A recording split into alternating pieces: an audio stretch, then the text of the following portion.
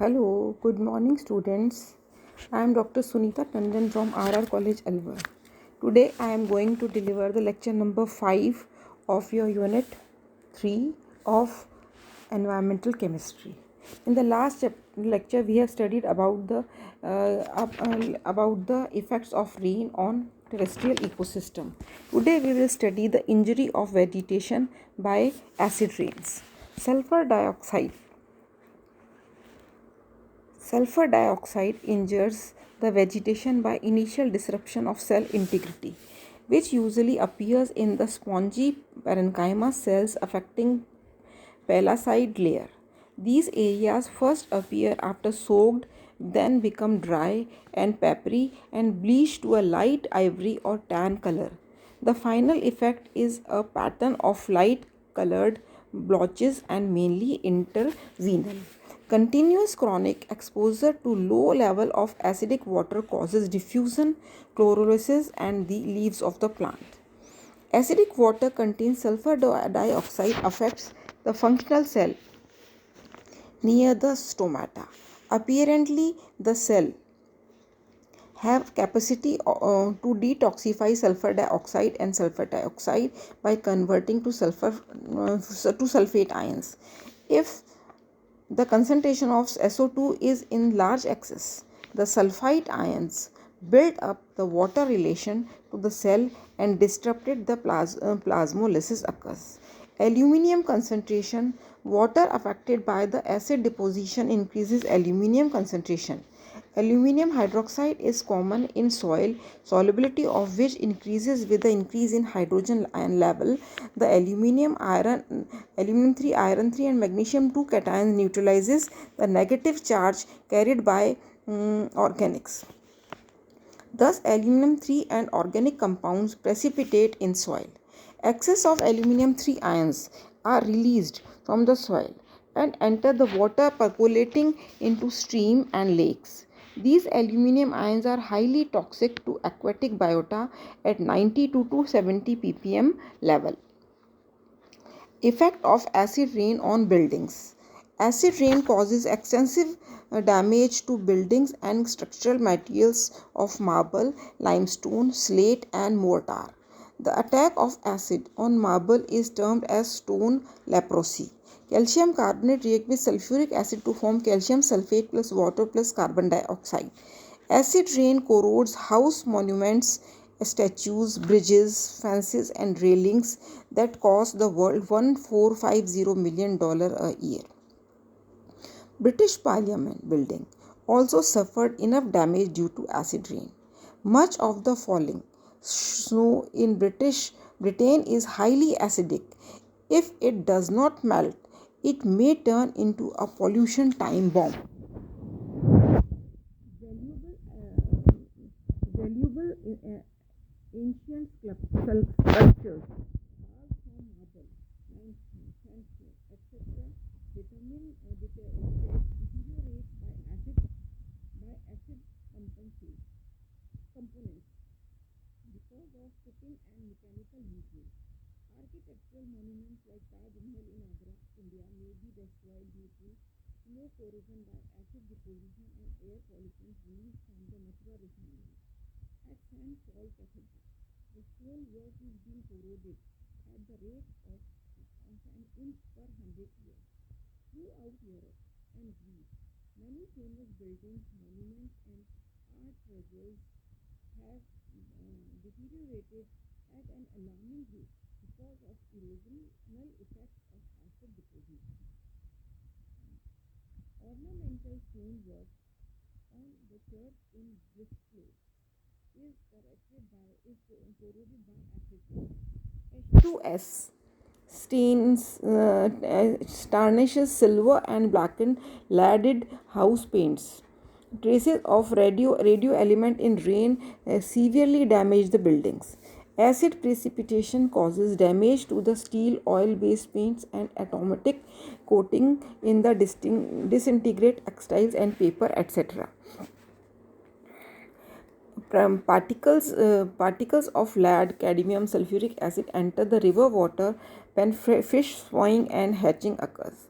It is intriguing that while 33 National Union Conference on acid rain was in session at Stockholm on July 82, the venue received heavy downpour of acid rain for the entire week. The conference was designed to focus world attention on acid rain, the ecological threat to Scandinavia and Canada, and which UK and USA are responsible. The acid rain that fell during the conference was depositing sulfur at the rate of 3.5 grams per square. These everyday safe level is 0.5 grams per minus 2 per year.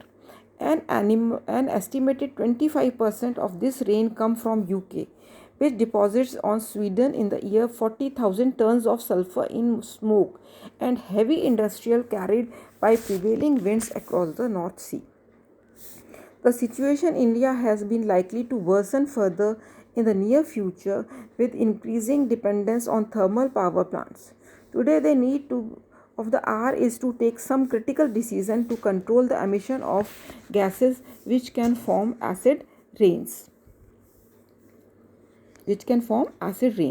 Now we will study the control of acid rain.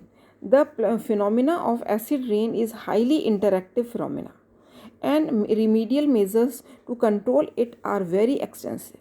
The potential probability of acid rain in one of the major argument against installation of coal-based thermal power stations. Keeping in view the potential ill effect of acid rain is desirable to control acid causing pollutants in rain at the source rather than treating the adverse consequence of acid rains. The only practical approach to counter the problem of acid rain is to reduce SOx and NOx emission. The following general opinions are considered for this purpose. First है energy conservation, resulting in reduced fuel consumption and hence lower emission of SOx and NOx.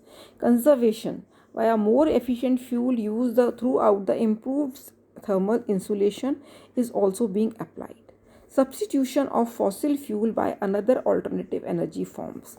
Desulfurization and denitrification of fuels. Reduction of SOx emission can be accomplished by removing the sulfur content before the fuel is burned with the help of techniques such as coal cleaning, coal gasification, and desulfurization of liquid fuel.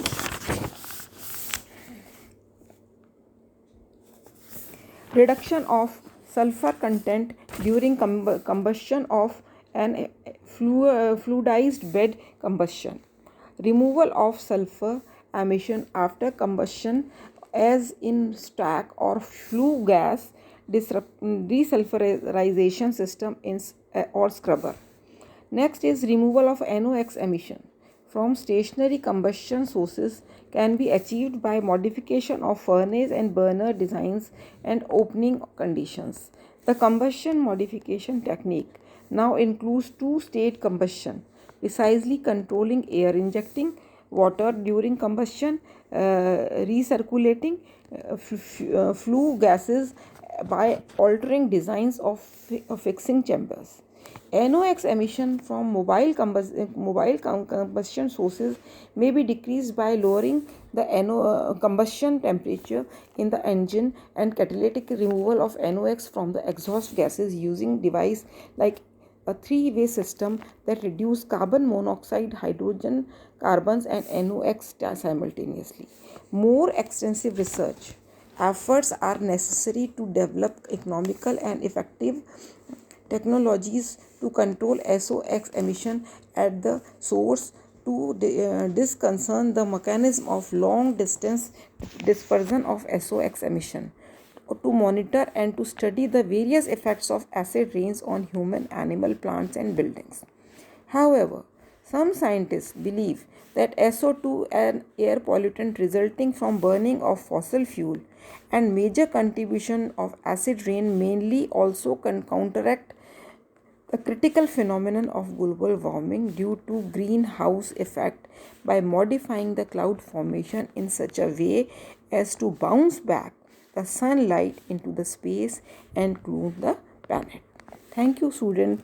This is my last lecture of this section of your unit 3, that is acid rain. Thank you.